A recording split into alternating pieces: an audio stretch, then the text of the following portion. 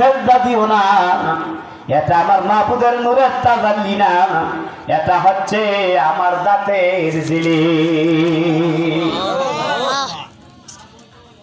আমার মনে হয় আমার আওয়াজ আপনার কাছে ভালো যাচ্ছে না। সুবহানাল্লাহর আওয়াজে বোঝা যাইতেছে।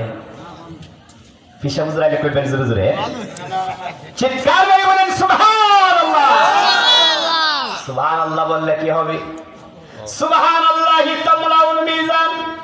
আমার রাসূল বলেন সুবহানাল্লাহ বললে আমার আল্লাহ মিজানের পাল্লা বান্দাদের বাড়ি করে দিবে।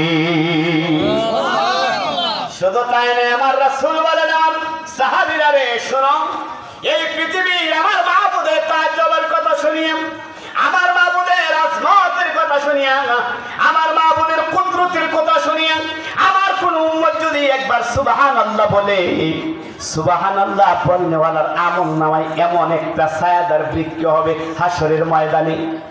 ওই ছায়াদার বৃক্ষটা এত বড় হবে, আমার সাহাবী আবু বকরের মতো সাহাবী, হযরত উমরের মতো সাহাবী, হযরত শেখুনা আলীর মতো সাহাবী, হযরত খালিদ বিন ওয়ালিদের মতো সাহাবী, হযরত আব্বাসের মতো সাহাবীরা 500 বছর পর্যন্ত যদি ঘোড়া দৌড়ায়, ওই সুবহানাল্লাহর গাছের ছায়াটা তারা অতিক্রম করতে পারবে না।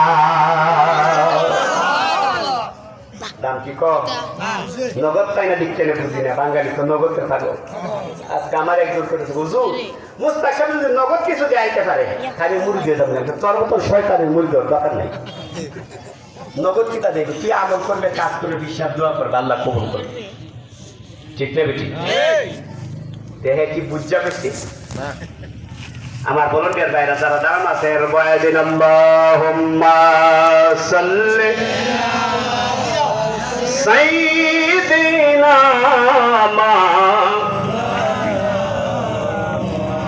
মুহাম্মাদ ওয়া আলা আলি সাইয়্যিদিনা মুহাম্মাদ।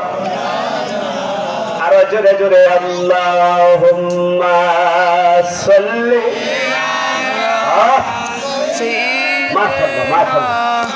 মাওলানা মুহাম্মাদ ওয়া আলা আলি সাইয়্যিদিনা মাওলানা মুহাম্মদ। এবার যুবতী আয়েশা ওই যুবকের দুই ডানের মধ্যে করে ঠাং মারা দাঁড়া করে দিলে, মনে আছে নি? যুবক দেখতে বলে, যুবতী